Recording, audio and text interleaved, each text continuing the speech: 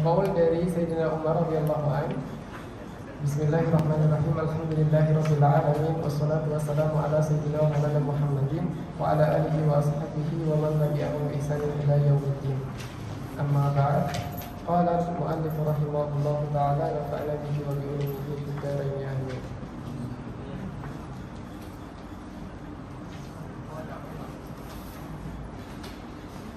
Wa qala Umar ibn al-Khattab radhiyallahu anhu. Wa qala Umar ibn al-Khattab radhiyallahu anhu. Dan berkata, siapa yang berkata? Umar bin Khattab radhiyallahu anhu. Perkataannya apa? Innar rajula la yakhruju min manzilihi wa alayhi min adh-dhunubi mithli jabal tihamata. Ghair munsharif. Apa yang tihamati salah. Namanya manusia banyak kesalahan di dalam ini. Kadang kita tidak terlalu fokus ketika menulis, itu bisa menjadikan banyak kesalahan. Misli jabali tihamata fa idza sami'a al-alima khafa wastarja'a an dhunubihi. Mungkin fasilah itu bisa juga dihapuskan di tengah itu. Fa idza sami'a al-alima khafa wastarja'a an dhunubihi wa ansarafa ila manzilihi wa laysa alayhi dambun. Fala tufariqu majalisal ulama'i fa inna Allah ta'ala lam yakhluq ala wajhil ardi turbatan akrama min majalisil ulama. Ada dalam nuskhah maziyatan, ada sebagian maziyatan. Ini ada, saya mengambilnya adalah turbatan. Turbatan. Apa maksudnya? Innar rajula, sesungguhnya atau benar-benar seorang laki-laki, la yakhruju min manzilihi, sesungguhnya seorang laki-laki yang benar-benar dia keluar dari rumahnya, dari manzilnya, wa alaihi minadh-dhunub, dan ketika keluar dia membawa dosa. Kan? Minadh-dhunub. Misli jabal Tihamah, dosanya besar banget seperti gunung Tihamah. Gunung Tihamah ini ada di Saudi. Yang besar, sebesar gunung. Fa idza sami'a al-'alima, ketika dia keluar, dia datang di majelis ilmu. Kemudian dia mendengar sami al-alima. Bahkan di sini tidak hanya bukan istama'a, tetapi menggunakan sami'a. Menandakan apa? Menandakan orang ini keluar dari rumahnya. Kemudian saat keluar itu dalam keadaan berlumur dosa. Saat keluar dalam keadaan berlumur dosa. Kemudian fa'idha sami'a, ketika ia mendengar alim, orang yang alim. Sami'a di sini kan menandakan bahwa dia tidak ada iradah untuk mendengarkan, artinya mendengar, sekilas mendengar. Berbeda antara istama'a dengan sami'a. Kalau istama'a berarti adanya keinginan untuk mendengar, berarti dia duduk mendengar. Tapi kalau sami'a mungkin saja dia lewat kemudian mendengar, maka itu sami'a. Nah, ketika dia mendengar, tiba-tiba mendengar ada sebuah kalam, misalkan ada kalanya kemungkinan misalkan gini, ketika ada orang itu dia keluar rumah, kemudian misalkan dia asalnya pengen mampir ke toko, tapi saat di toko dia mendengar orang alim sedang ceramah, dan ceramahnya itu menggugah hatinya. Ketika menggugah hatinya, khafa wastarja'a an dhunubi, dia takut kepada Allah, dia takut akan dosa-dosanya. Kemudian dia rujuk, artinya rujuk dia apa? Bertaubat, artinya dia mengingat-ingat, istarja'a an dhunubi, tentang dosa-dosanya. Banyak sekali dosaku, kemudian minta ampun kepada Allah. Wan sarafa ila manzili, kemudian dia balik ke rumah karena dia sudah sangat terpukul dengan banyaknya dosa. Akhirnya pulang ke rumah. Wan sarafa ila manzili wa laisa alaihi dhanbun, maka ketika pulang sudah tidak ada dosa karena dia sudah menyesali dan bertaubat dengan mendengar dari kalam orang yang alim tadi. Makanya itu pentingnya kita bersuhbah dengan orang-orang yang salih, dengan para salihin, dengan para ulama, para aulia. Itu agar apa? Mungkin saja suatu ketika kita itu ketika mendengar kalamnya beliau kita menangis, kita menyesali akan dosa-dosa kita, akan kelalaian kita di dalam sholat kita, di dalam zikir kita, di dalam baca Quran kita. Maka di saat itu juga Allah akan mengampuninya, sebagaimana hadis di sini. Fala tufarriqu majalisal ulama. fala tufariqu majalisal ulama. Tufariqu majzum bi la nahi. Fala tufariqu majalisal ulama. Kita tidak membahas nahwu nanti. Jadi berubah apa? Halnya berubah. Kita membicarakan nahwu, halnya berubah. Fala tufariqu majalisal ulama. Maka janganlah sekali-kali kalian apa? Berpisah dari majelisnya ulama. Seminimal mungkin kita seminggu sekali gitu. Kalaupun nggak bisa-bisa ya seminggu sekali setidaknya. Fa inna Allah Ta'ala lam yakhluq ala wajhil ardi turbatan. Maka sesungguhnya Allah Subhanahu wa Ta'ala, atau karena, bisa dikatakan karena, misalkan sababiyah, fa inna Allah Ta'ala, karena sesungguhnya Allah Subhanahu wa Ta'ala lam yakhluq ala wajhil ardi turbatan. Allah lam. Kalau dikatakan lam, arti beda antara lam dengan lamma. Kenapa lagi? Lam dan lamma. Kalau dikatakan lam, berarti misalkan lam yahdur al-ustad, artinya dia tidak datang, gitu. Lam yahdur, artinya dia belum datang. Kemudian acara sudah selesai, dia belum datang dan nggak datang karena sudah selesai. Tapi kalau dikatakan lamma, artinya dia belum datang tapi akan datang dan acaranya belum selesai, menggunakan lamma. Di sini menggunakan lam, artinya sudah berhenti penciptaan di atas muka bumi. Maksudnya tanah di atas muka bumi sudah berhenti penciptaannya, kemudian belum diciptakan, artinya tidak diciptakan. Lam yakhluq ala wajhil ardi turbatan, tanah, sejengkal tanah, akrama min majalisil ulama, lebih mulia daripada majelisnya ulama. Kita perhatikan, di antara seluruh muka bumi yang ada, kita perhatikan Al-Azhar Asy-Syarif.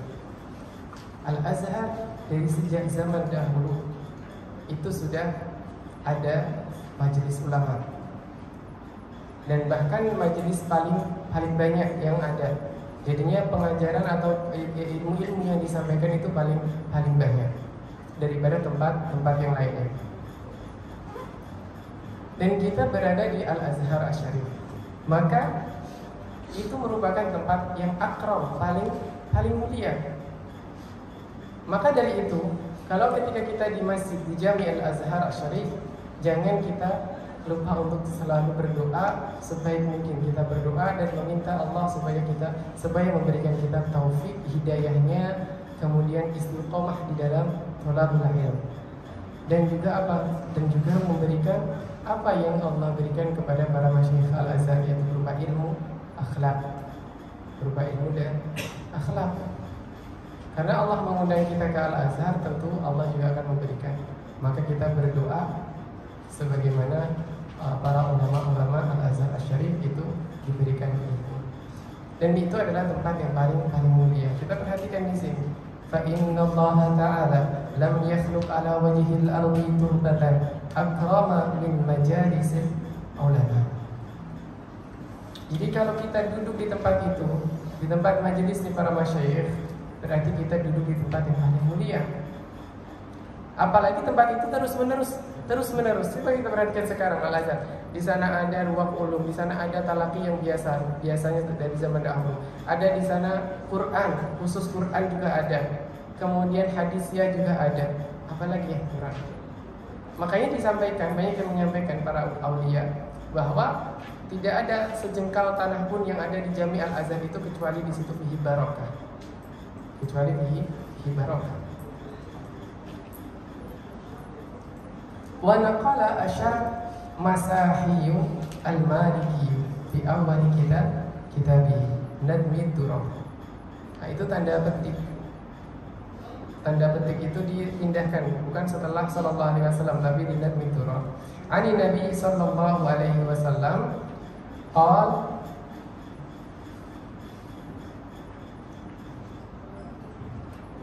man azzama al-alima fa innama yu'azzimu Allah ta'ala wa man tahawana bil alimi fa innama dzalika istighfafun billahi ta'ala wa rasulih. Dan di nuskhah lain itu ada wa bi rasulih. Kedua-duanya jaiz. Kita mau mengatafkan tanpa mengulang ba boleh, kita mengatafkan dengan mengulang ba juga boleh. Sedikit fawaid dari ilmu hadis yang pernah kita sampaikan, mungkin belum. Hadis, tentang hadis-hadis yang disebabkan karena sakit. Jadi hadisun dhaif itu ada dua. Ima dia disebabkan karena jatuhnya rawi, atau ima disebabkan karena ta'an. Karena ta'an. Detailnya baca dihafalkan Nukhbatul Fikar. Summal mardudu imma li saktin wa imma li ta'nin. Imma dia sebab karena sakat jatuh, imma dia sebabkan karena ta'an. Kalau fasaqtu imma ayyakuna min mabadi sanadi min musannifin atau min akhirih ba'da tabi'ihi atau ghairi dzalik. Jadi kalau sakit jatuhnya sanad, imma dia jatuh pertama dari awal sanad, yaitu mulai dari muallif. Dari mu'alif itu sudah jatuh sanadnya, atau min akhirihi ba'da tabi'in, atau setelah tabi'in. Setelah tabi'in di sini bukan menunjukkan kepada sahabi, tetapi tabi'in itu meriwayatkan kepada tabi'in lain, kemudian tabi'in lainnya jatuh. Atau bisa jadi juga sahabi yang terjatuh, tapi nanti ada hukumnya sendiri. Au ghairi dzalik, atau selain daripada itu. Fal awwalu al-mu'allaqu wa sani al-mursal. Pertama tadi yang jatuh dari awal disebut namanya mu'allaq. Yang kedua disebut dengan namanya mursal. Fal awwalu al-mu'allaqu wa sani al-mursal. Kemudian setelah itu gimana? Setelah itu adalah hadis mu'dal dan munqati. Matanya lupa. Hadis mu'dal dan munqati. Kalau ma'at tawali secara berturut-turut terjatuh dua atau lebih, isnaini fasa'idan ma'at tawali. Jika kalau jatuh dua atau lebih, isnain min isnaini au fasa'idan atau lebih ma'at tawali secara berturut-turut, bahwal mu'dal, maka itu disebut namanya mu'dal. Wa illa jika dia terjatuh satu atau dua, dua atau tiga, tetapi secara tidak berturut-turut, maka ini disebut namanya wa illa fal munqati, maka itu munqati. Berkaitan dengan ini, wa naqala asyara masahi al-Maliki fi awali kitabihi Nadhirul. Di sini dari syarh Masahi sampai kepada Rasulullah SAW. Di sini menandakan bahwasanya dia ada sanad yang terjatuh sangat banyak. Dan sanad itu terjatuh diawali dari siapa? Dari mu'allif. Maka fal awwalu al-mu'allaq. Ini namanya al-mu'allaq. Hadisun mu'allaq. Secara zahir itu namanya hadisun mu'allaq. Karena dia terputusnya ada lebih dari dua dan berturut-turut sampai kepada baginda Rasulullah SAW, maka disebut juga mu'dal. Namanya dua, berarti mu'allaq dan juga mu'dal. Kalau secara ahkam, maka hadis tersebut dhaif. Hadis secara ahkamnya adalah dhaif.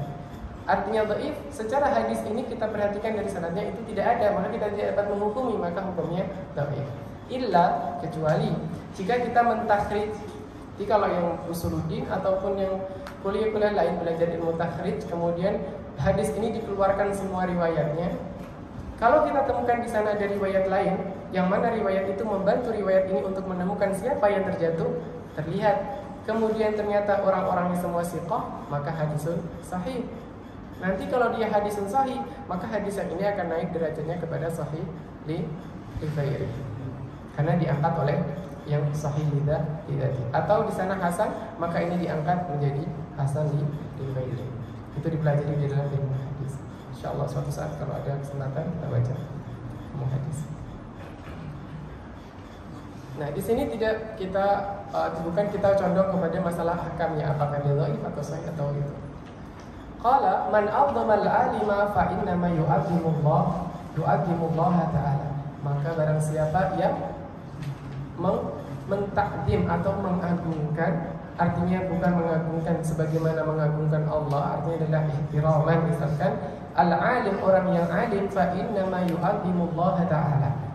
Ya, takdimnya yang pertama dengan takdim yang kedua tentu berbeda. Takdim yang pertama adalah ihtiraman. Takdim yang kedua itu adalah ubudiyah kepada Allah. Maka orang yang sangat memuliakan orang yang alim, maka Allah itu sama juga dengan memuliakan Allah Subhanahu wa taala. Wa man tahawana, dan siapa yang mencela bil alimi, dengan orang yang alim, fa inna madzalika istighfafun, itu juga merupakan celaan atau hinaan istighfafun billahi ta'ala wa bi rasulih, kepada Allah Ta'ala dan Rasulnya. Maka kita berhati-hati di dalam lisan kita, kepada siapapun kita harus berhati-hati. Jangan sampai keluar kata-kata yang merendahkan ataupun yang menjelekkan para ulama ataupun orang-orang alim, karena itu juga sama dengan menghinakan Allah Subhanahu wa taala. Kita perlu berhati-hati. Wa qala Ali karamallahu wajhahu, dan berkata, siapa yang berkata? Sayyidina Ali karamallahu wajhahu. Apa perkataannya? Kafa bil ilmi syarafan ayyadda'iyahu man la yuhsinuh, wa kafa bil jahli dhamman ayyatabarra'a minhu man huwa fihi. Kafa, cukuplah. Cukuplah bil ilmi, dengan ilmu itu apa? Syarafan. Jadi kemuliaannya ilmu itu cukup dengan apa? Ayyadda'iyahu man la yuhsinuh, yaitu iddia ataupun klaimnya orang-orang yang tidak yuhsinuh, tidak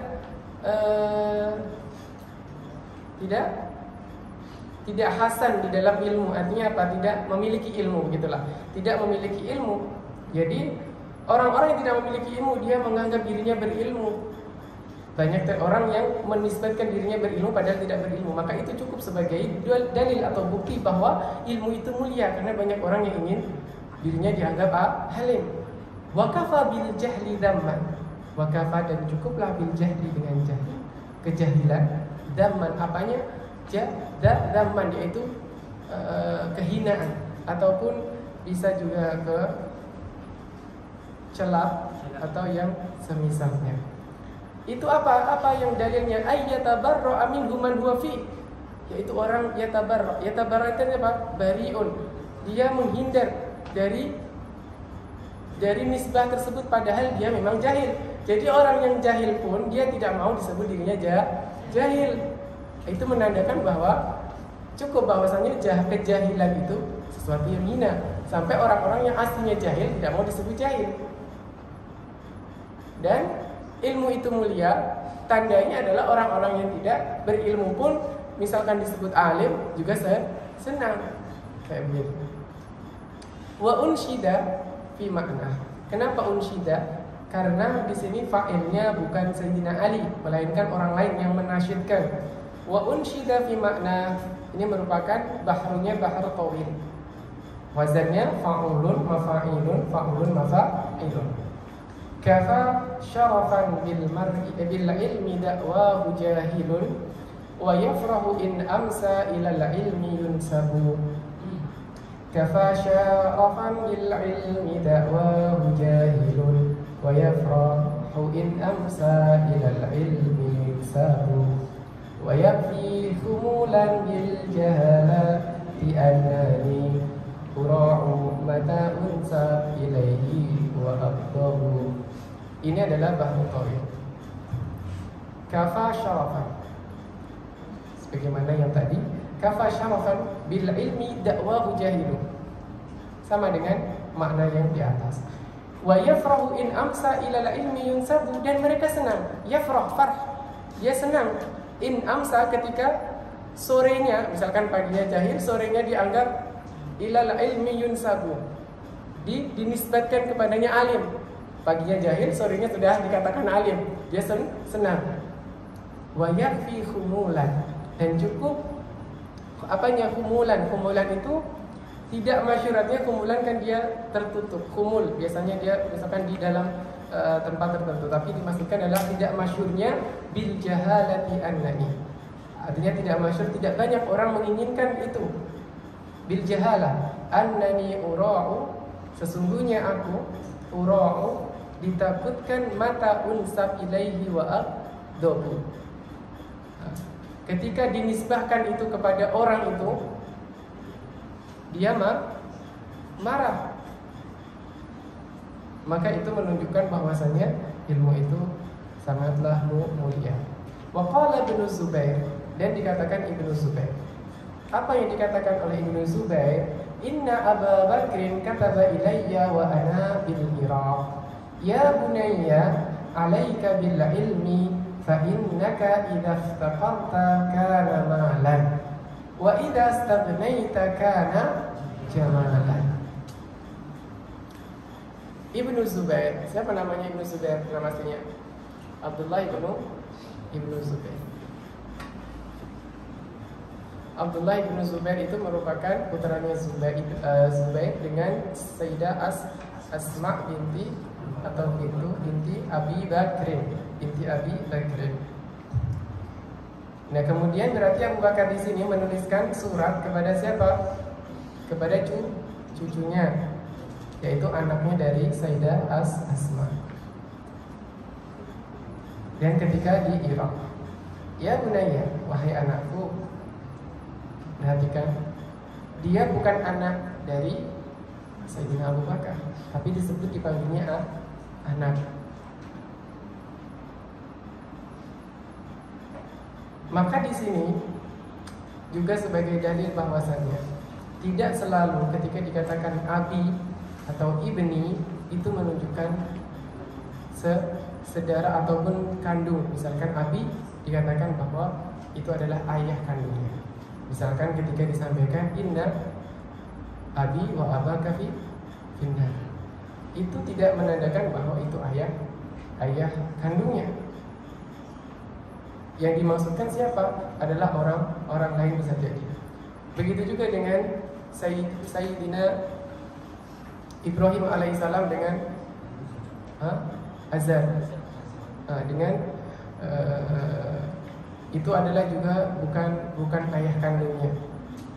Karena silsilah dari Nabi Adam sampai kepada Rasulullah SAW itu adalah wa taqallubaka fi sajidin, orang-orang yang bersujud, artinya orang-orang yang takwa kepada Allah, orang-orang yang memiliki keimanan kepada Allah. Maka tidak ada silsilahnya yang kafir. Kalaupun misalkan ada, itu bukan kafir tetapi ahlul fatrah, yang mana itu tidak ada karena risalah. Tidak ada risalah.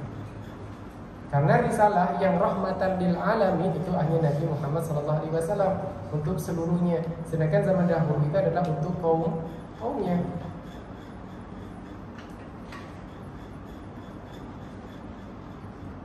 Ya bunayya, alaika bil ilmi. Alaika bil ilmi. Fa innaka idza iftaqarta kana malan.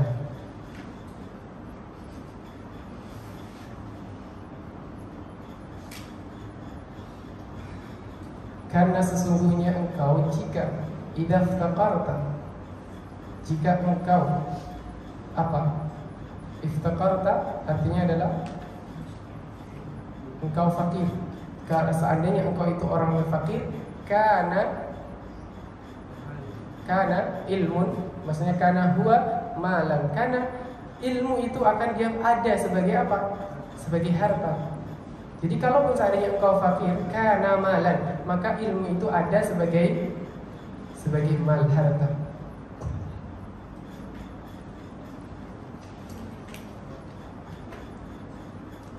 Karena ada apa? Ilmu itu malan.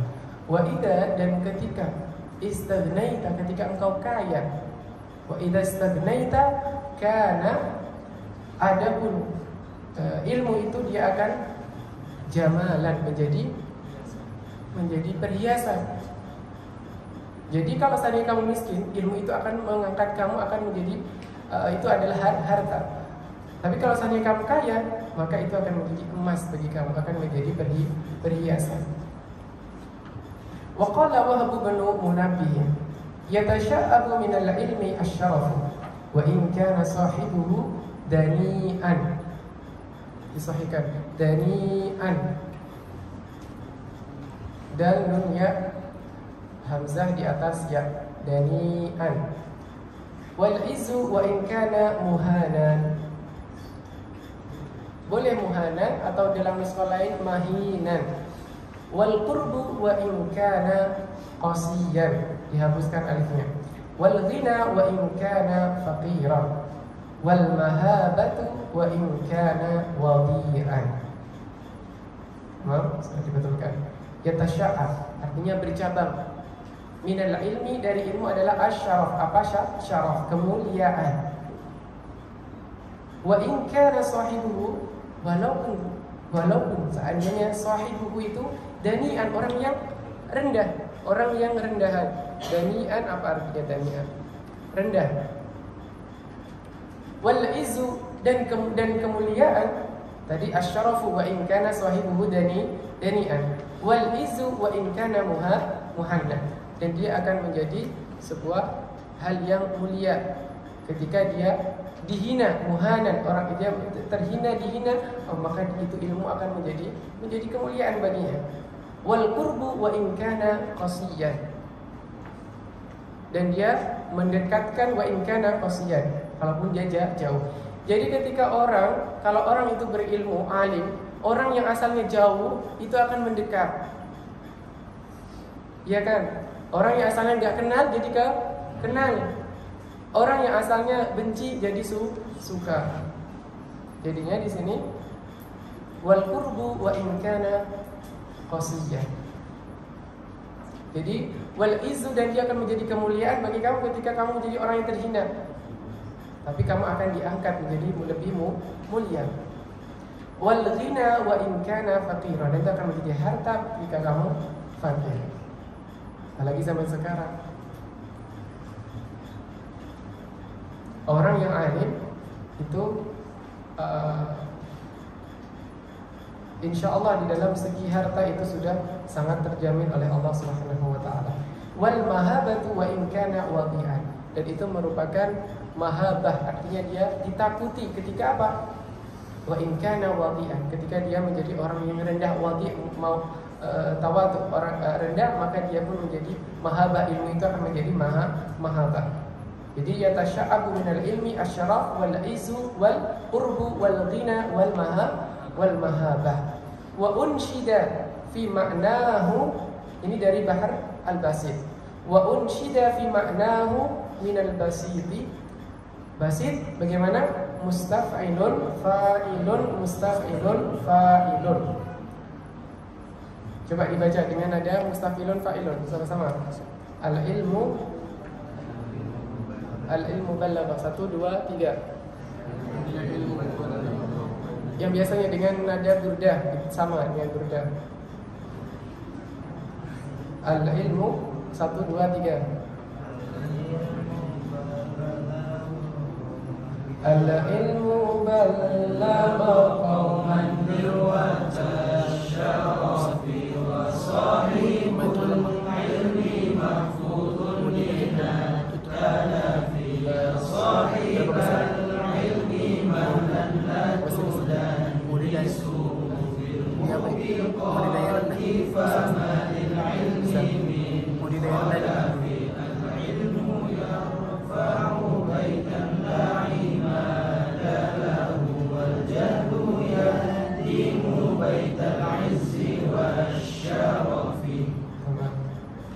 itu adalah Bahrul Nasir.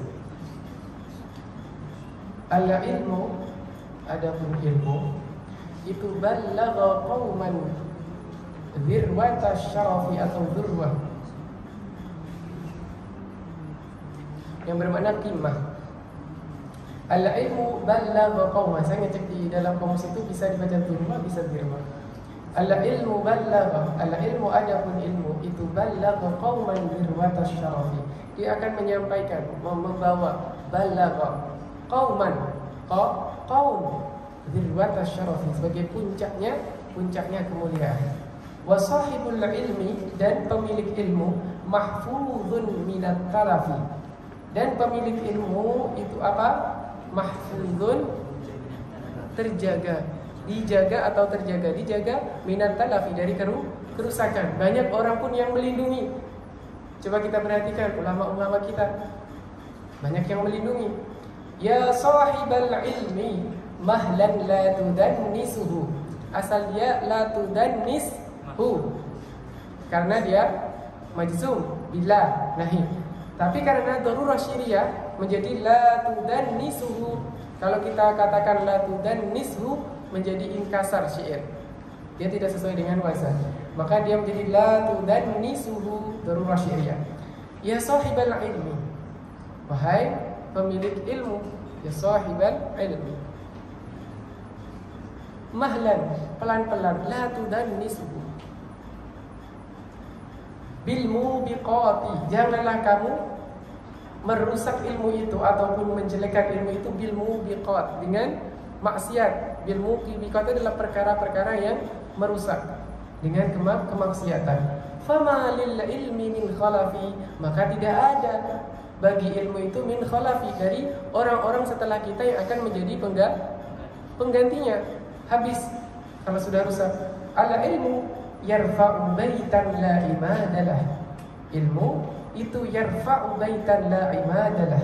Dia mengangkat rumah, artinya keluarga. Kalau rumah, baitan itu rumah. La imadalah, rumah yang tidak ada tiang, maka itu adalah keluarga. Di dalam majas mursal kita ingat, kalau kita menyebutkan itu mahalnya dan kita ingin isinya, namanya majas mursal alaqah mahalnya. Kita menyebutkan mahalnya wa arada ma fi, apa yang ada di dalamnya, itu namanya majas mursal.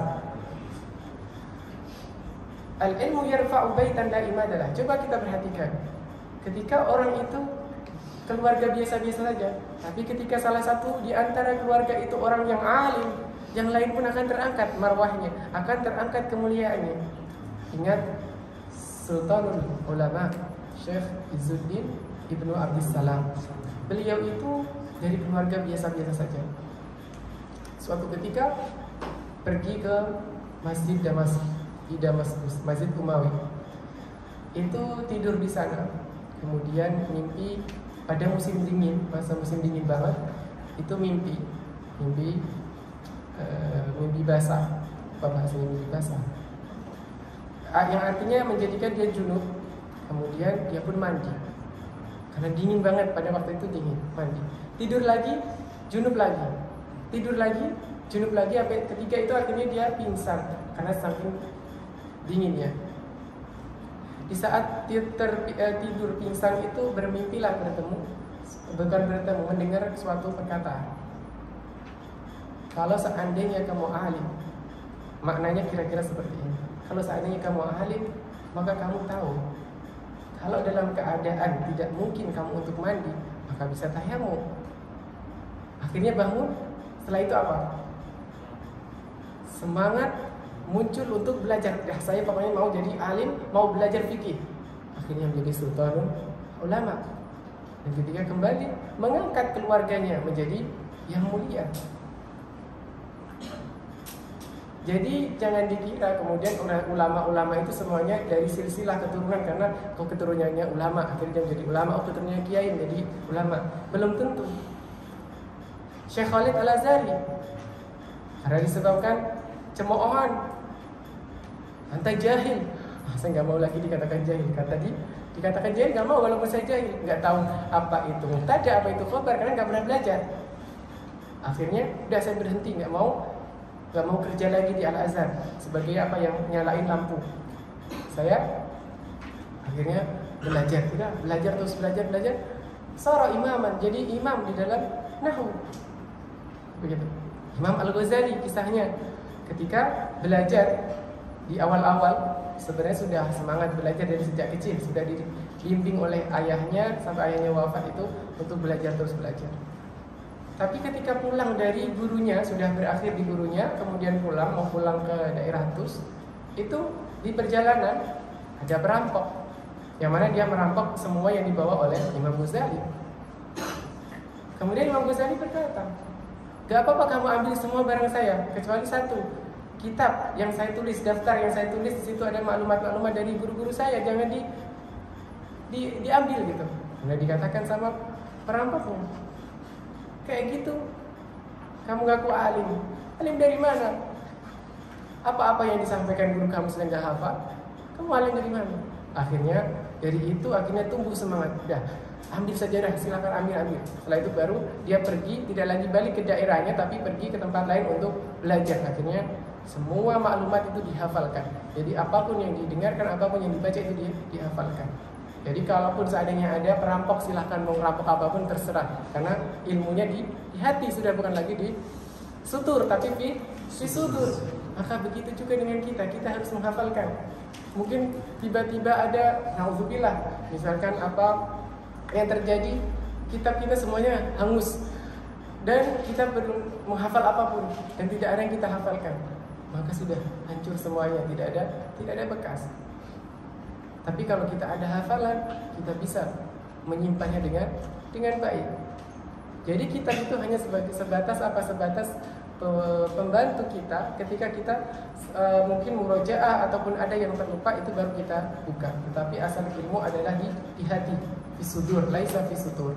Fa idzan al ilmu intaqala min suduri ila sudur, min sadrin ila sadrin, min qalbin ila qalb. Jadi gitu. Nah, ketika kita mendapatkan sesuatu, itu petunjuk dari Allah. Mungkin ada orang yang menghina kita, jadikan itu sebagai semangat, bukan sebagai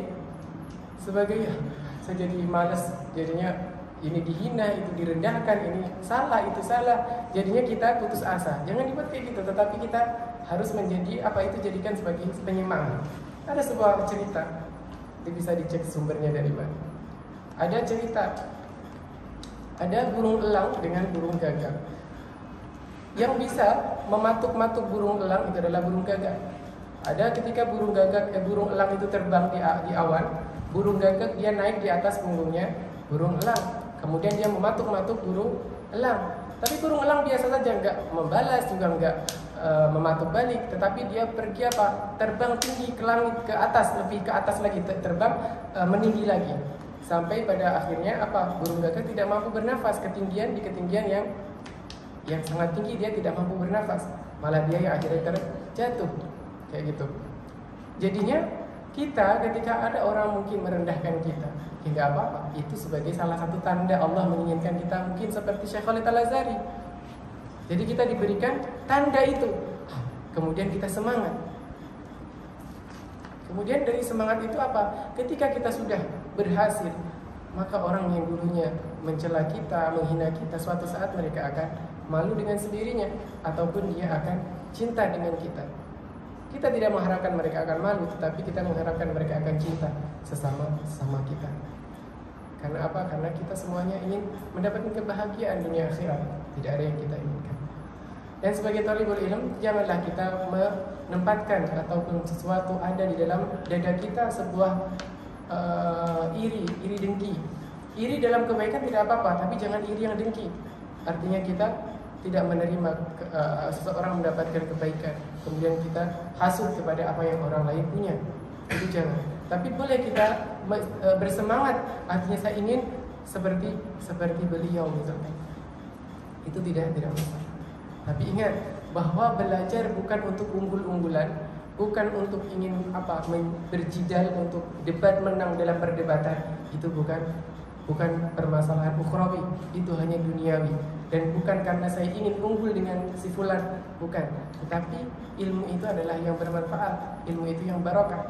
Walaupun dia hanya setetes, tapi kalau dia mampu mengaliri yang lain-lain, maka dia akan menjadi pahala jariah. Tetapi kalau seandainya dia punya ilmu segudang, tetapi tidak ada barokahnya sama sekali, tidak ada faedahnya, apa gunanya? Tidak ada gunanya. Makanya dari awal ketika kita belajar, hindarkan semua hal-hal yang berkaitan dengan perkara-perkara yang merusak daripada ilmu itu. Dan perhatikan baik-baik, ketika murid dari Imam Al-Ghazali sudah belajar lama sekali di dalam ilmu, bertahun-tahun, akhirnya menulis surat kepada Imam Ghazali untuk menuliskan risalah yang kecil yang bisa menjadi pengingat terus-menerus pada muridnya. Di awal pertama yang disampaikan oleh Imam Ghazali Perkataan pertama yang disampaikan dengan menukil hadis Nabi Shallallahu Alaihi Wasallam.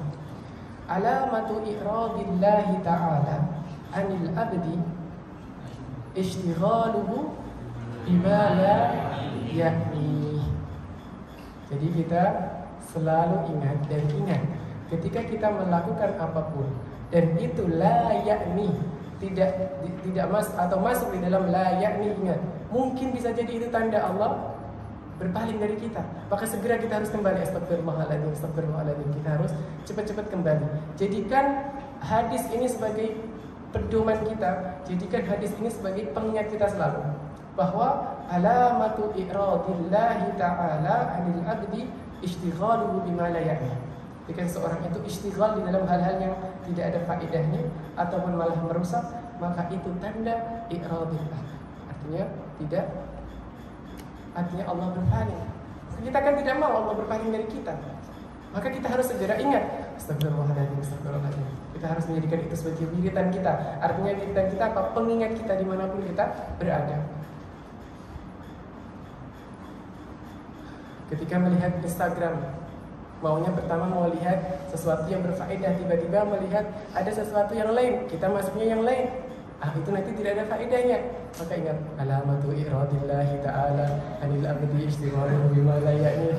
Kita mengingatkan diri kita.